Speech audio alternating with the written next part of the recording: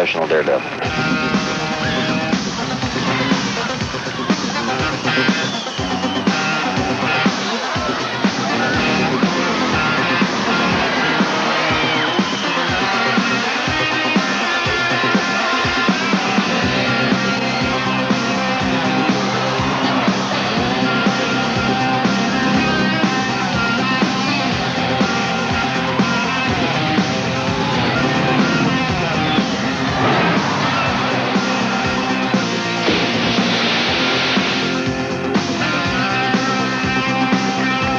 I don't think jumping the motorcycle did make me famous, or, you know, people use the term folk hero or hero.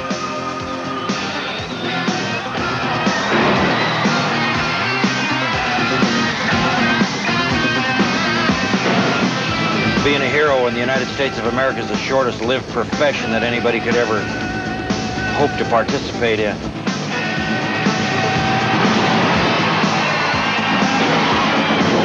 Hope not to participate in.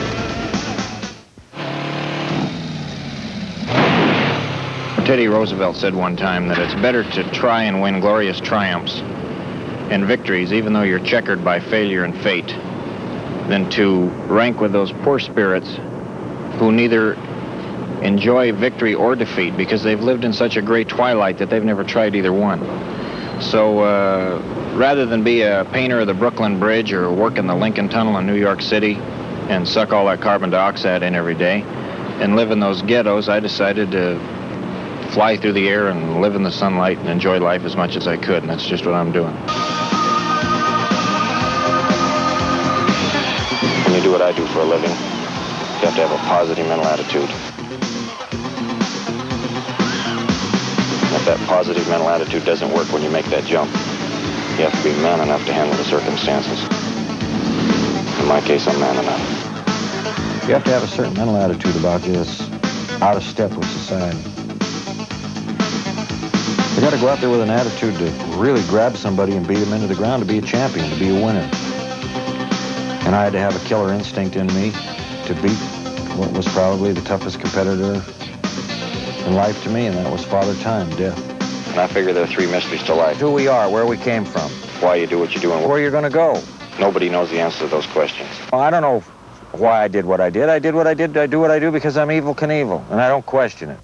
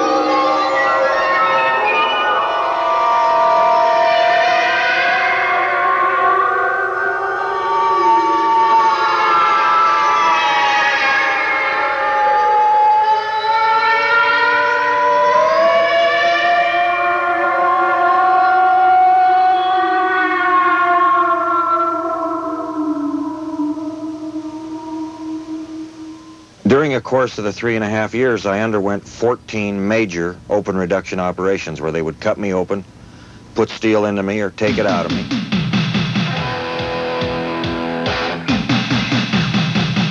And I paid for all of those operations from my own earnings. I didn't have any hospitalization insurance, never had any life insurance.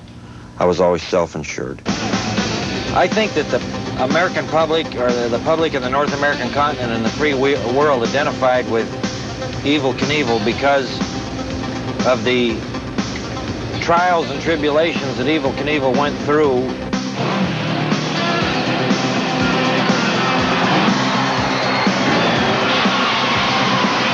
And the times that he got up when everybody thought that he never could.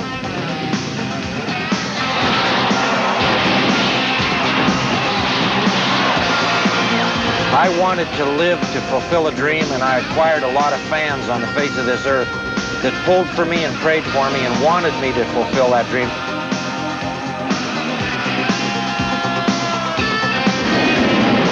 The bottom line is that a man can fall many, many times in life, but he's never a failure until he refuses to get up.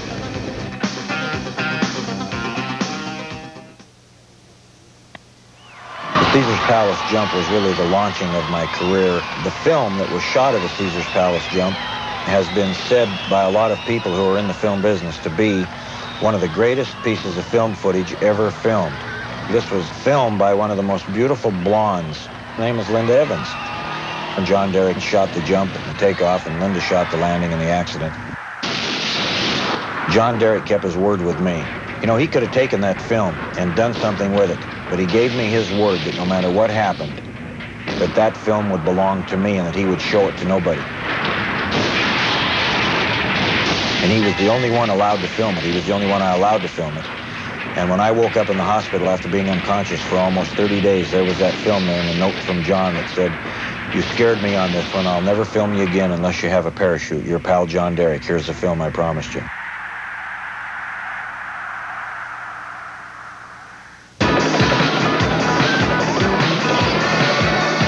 The jump that I made in Seattle, at the time I made it, I had staph infection.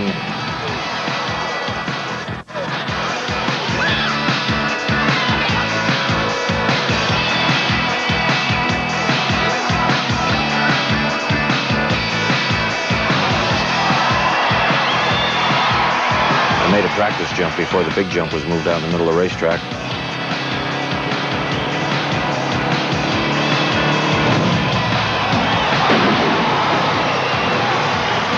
I almost tore the rear wheel off of the motorcycle.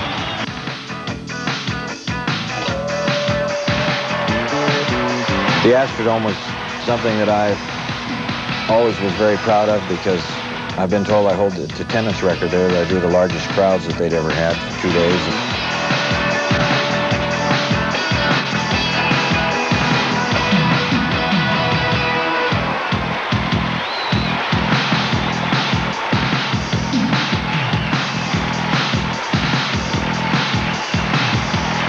And it was really a big thing for me because it was the first time I was ever there and I always wondered about it.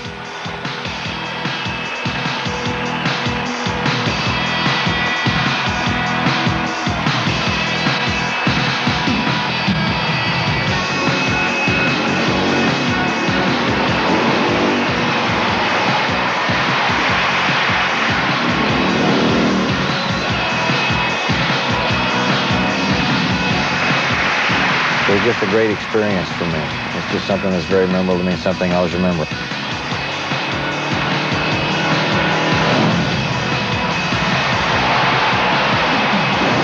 On top of that, the jumps were successful, and that meant a lot to me.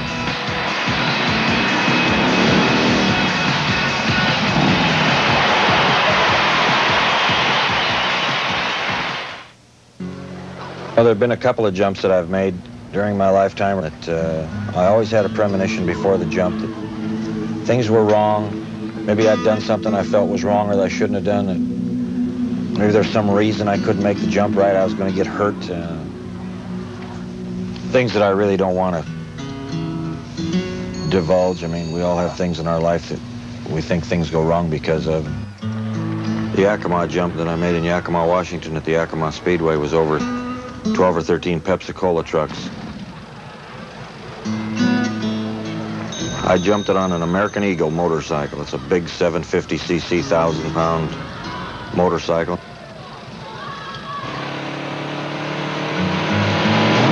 This jump was sponsored by my good friends John Knoll and Don Tremble at Pepsi-Cola Bottling Company in Yakima. Boy, I sure didn't want to miss this jump.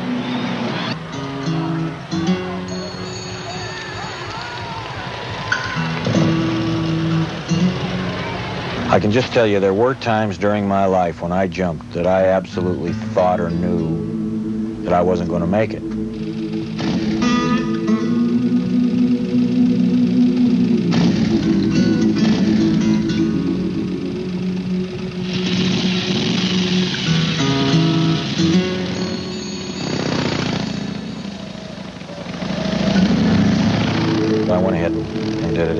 give your word to somebody that you're going to do something, you got to do it.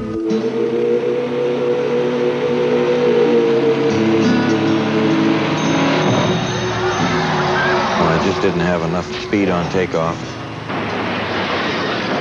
Boy, I'll tell you one thing. Football players fall down on AstroTurf, and rodeo riders fall down in nice, soft dirt or cow manure. But boy, when you fall off of this motorcycle at 60 or 70 or 80 miles an hour on the asphalt, there's nothing in the world that compares with it. It's just murder on your body. It tears you to pieces.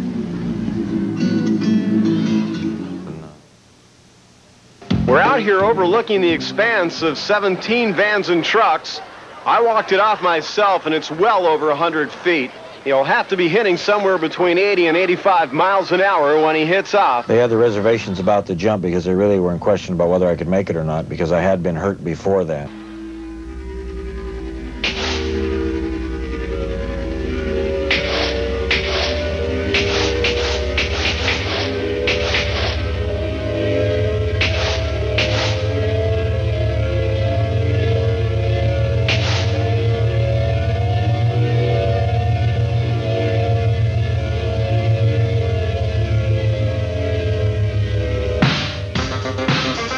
We moved a ramp just before the jump because we thought it was going to rain. And to tell you the truth, none of us thought that I could make this jump in here. And I want to tell you something. You know, we sold this place out tonight, and I just as soon miss the jump as have them boom me out of here. And I'm almost to the end of my road, and I'm not going to let that happen yet. I'm going to jump in Los Angeles, San Francisco, Tulsa, Kansas City, and then I make a big jump, a world record jump at the Canadian International Exposition in Toronto, Canada. And then we're going to the Canyon Sunday, September 8th, and I'll see you there.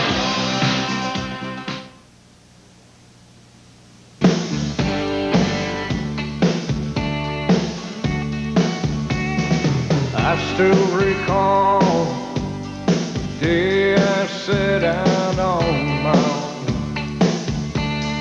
Not much at all, but dreams to make it all gone. But one man alone can only get stronger if he's two.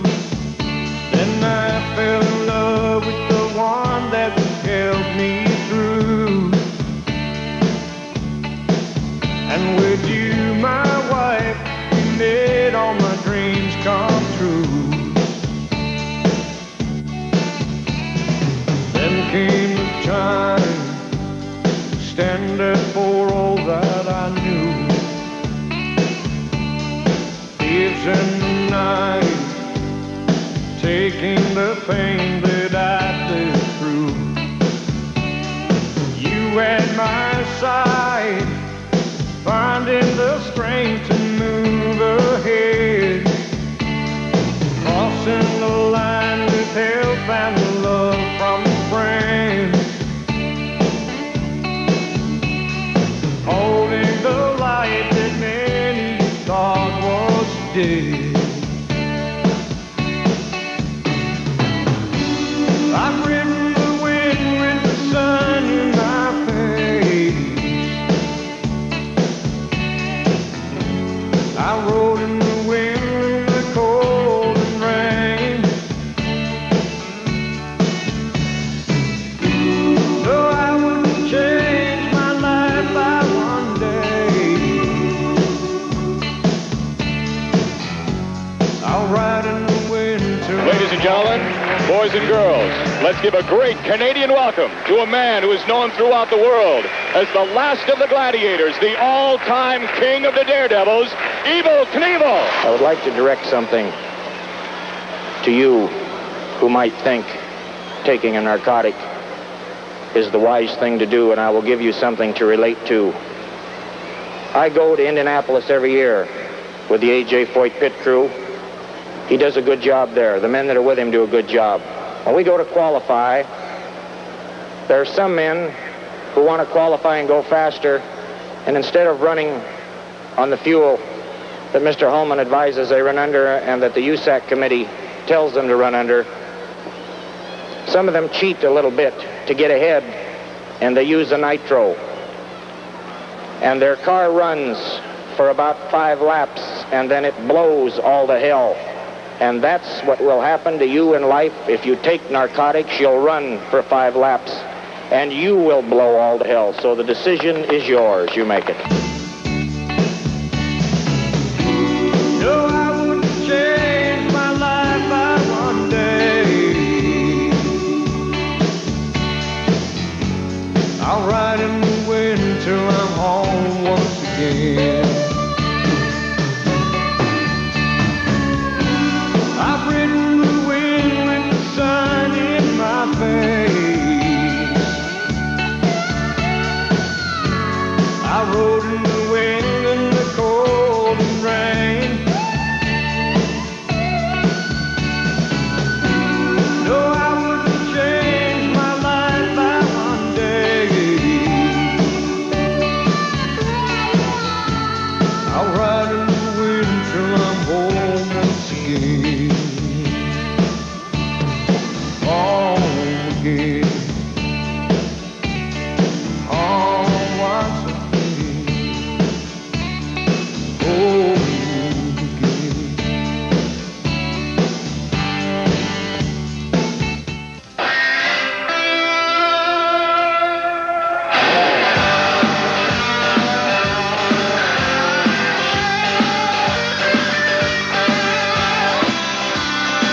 The Snake River Canyon jump, was something I worked at for 7 years to do.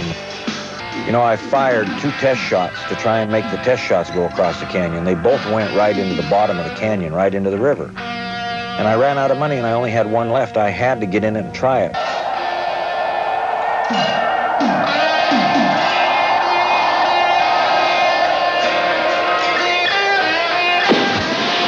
I was a dead man. I never thought that I had a prayer. I didn't think that thing would get 10 feet. Whoa, it looks like a good one. Whoa. Oh, Evel, stay with the bird. He looks like he's... Whoa, there's been a mistake. He looks like he's going into the canyon. The ship's going down. It's going down. As the vehicle is going down, the wind is blowing me back into the canyon wall. Now, I'm fighting, trying to get out of it. People didn't realize it, but I was trying to cut myself free. I was tied in that thing. If that would have gone in the river, I would have absolutely drowned. I was a dead man. I waited 7 years and then had an engineering mistake made, a malfunction. The parachute blew out on takeoff because of an electrical malfunction. How I ever made it, how I ever lived is just a miracle. In every adversity, there's an equivalency to benefit if you just look for it. And as far as I'm concerned, if I'd have made it across the canyon, everybody would have said, well, it's easy, I could have done it. If I'd have died, they'd have said, well, the daredevil died. Evel Knievel, that was his grand finale. But excuse me, I didn't. I'm still alive.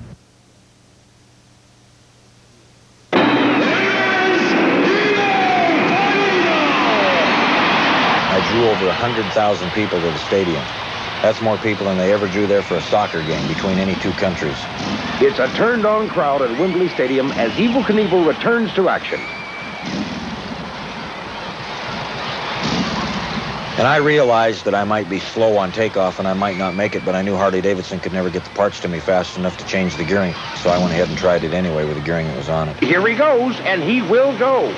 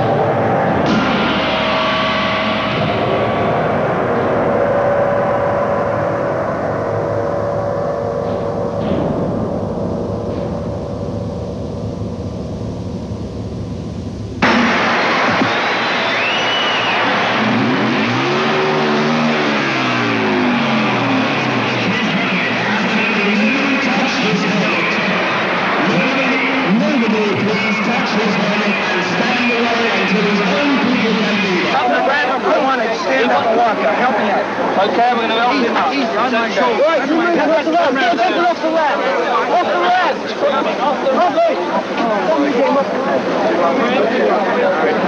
I'm lucky that I wasn't killed. I was unconscious and up and in shock and could hardly get out of the place. Really didn't know whether I was going or coming.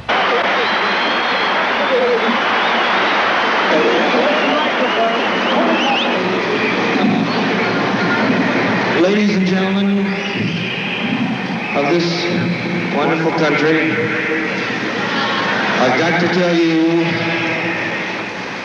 that you are the last people in the world who will ever see me jump, because I will never, ever, ever jump again. I am through.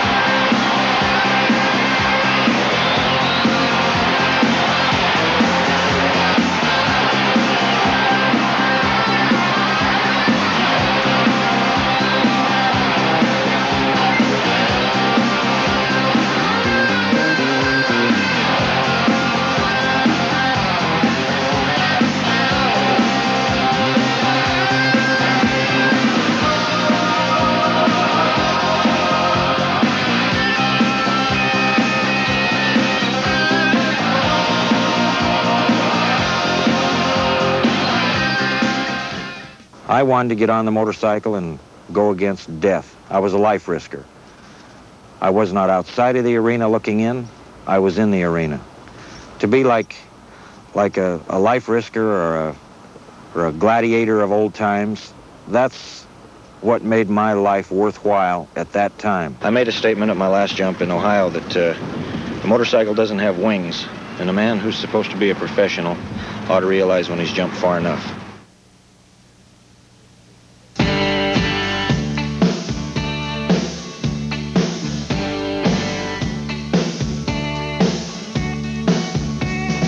I still recall the day you blessed me with a child.